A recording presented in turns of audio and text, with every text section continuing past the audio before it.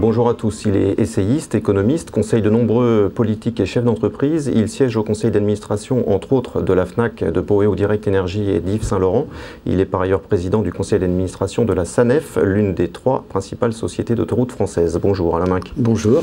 Les Échos titrent ce matin sur le pari Valls. Le président François Hollande a-t-il fait le bon choix au lendemain de cette débâcle électorale ?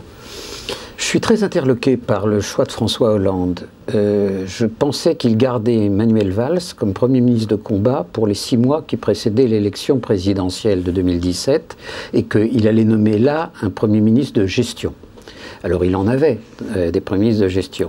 Donc je trouve que c'est un choix étrange. La deuxième chose, c'est que pour compenser ce choix perçu comme un choix vers la droite du Parti socialiste, il va à l'évidence donner des compensations à la gauche. On nous annonce une promotion de Benoît Hamon, qui est un homme éminent, mais qui est quand même très à gauche.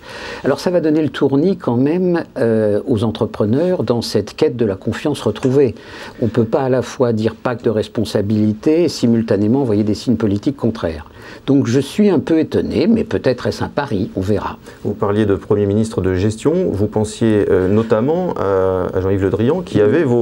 Non, j'avais dit que je pensais qu'il y avait du Bérégovois, pas de pronostic, je pensais qu'il y avait du Bérégovois chez Le Drian, mais il avait aussi un choix très naturel. Moi je pensais qu'il allait nommer Laurent Fabius pour 2 ans, le nommer après à la tête du Conseil constitutionnel et faire venir Manuel Valls pour la campagne électorale. Donc je suis surpris, mais enfin l'homme politique c'est lui, enfin semble-t-il. En tout cas, le président, hier soir, a dit avoir entendu le message adressé par les électeurs. Il aurait fallu être sourd pour ne pas l'entendre. Oui, alors le problème, c'est que tout le monde ne l'entend pas de la même façon, semble-t-il, puisqu'à la gauche du PS, on en déduit qu'il fallait gauchir la politique du gouvernement. Le président semble vouloir faire autre chose. Quelle est votre grille d'analyse du scrutin ? D'abord, je pense qu'il y a une grille d'analyse sociologique à laquelle on ne pense pas assez et qui est frappante. Quand on regarde, même dans les villes-centres conservées par la gauche, que les communautés urbaines, les métropoles passent à droite, à Lille, à Lyon, à Strasbourg, à Paris. Ça veut dire qu'en réalité, la base sociale, puisque les socialistes parlent historiquement ainsi du PS, ce sont les bobos. Et que les banlieues qui étaient ou rouges communistes ou roses socialistes deviennent de droite libérale, bleue. Ça, c'est très étonnant en termes de mouvement sociologique. Et je pense que c'est un élément extraordinairement durable du panorama qui est peut-être ce qui restera le plus de ces élections. Pour le reste, et d'ailleurs, le fait que Paris et Lyon, villes quand même bobo, à pouvoir d'achat élevé, soit à rebours du reste de la France, est aussi une illustration impressionnante. Quant à la gauche du PS, comme toujours, elle oublie de faire les additions. Évidemment, si le déficit, si nous étions en excédent budgétaire, si la dette sur le PIB était de 40%, elle pourrait réclamer ardemment une politique dite de gauche, c'est-à-dire une politique de distribution.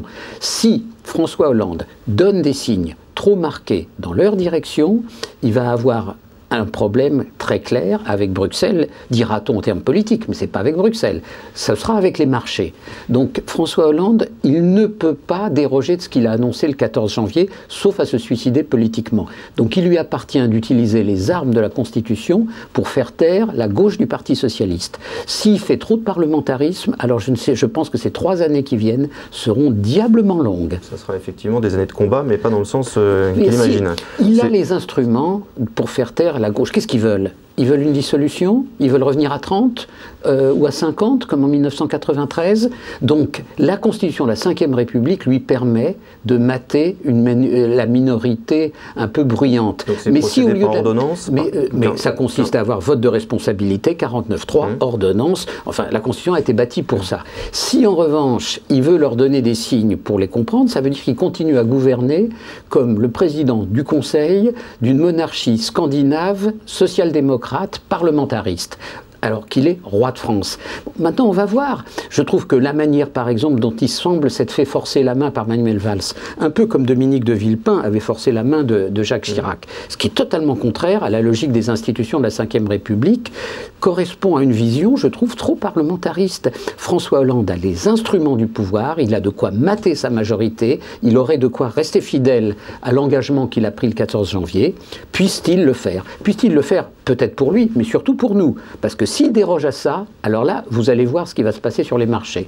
Vous connaissez bien les 2 hommes, François Hollande et Manuel Valls. Est-ce que vous pensez que ce tandem peut fonctionner dans ce contexte ? Ça dépend du chef. Sur la Ve République, la Ve République, c'est une monarchie élective. Donc, si le chef a une poigne de fer, le subordonné, quel que soit le degré de caractère qu'il veut afficher, n'est rien d'autre qu'un collaborateur, comme l'avait dit Nicolas Sarkozy, et ce qui avait à l'époque beaucoup choqué, mais qui est une évidence. Alors parlons un petit peu de l'UMP qui baigne dans une douce euphorie depuis dimanche dernier. Je trouve qu'elle a un triomphe assez modeste, qui est plutôt bon signe. Qui est plutôt bon signe. Mais justement, j'allais parler du fond. Éric Woerth, dès dimanche soir, disait que le message des électeurs s'adressait également à l'UMP, qui avait un devoir de collectif, un devoir de travail en profondeur des projets. Est-ce que Jean-François Copé, de ce point de vue-là, est l'homme de la situation à droite? Écoutez, je pense quand même que tous ceux qui ont enterré Copé peuvent avoir l'honnêteté intellectuelle de lui garantir une forme de résurrection. C'est-à-dire qu'à l'évidence, Copé a fait son boulot de chef de parti et qu'il porte une part de ce succès. Et d'ailleurs, ça le met à l'abri de toute tentative de putsch ou d'assassinat dans un coin, comme les partis politiques sont si friands de le faire.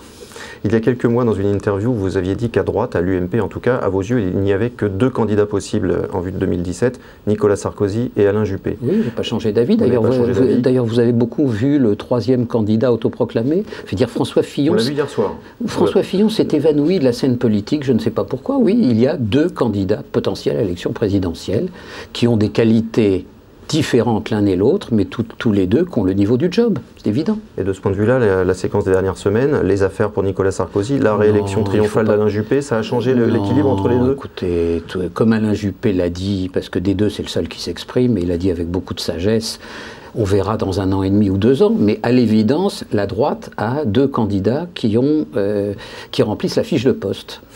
Merci beaucoup, Alain Minc, à bientôt.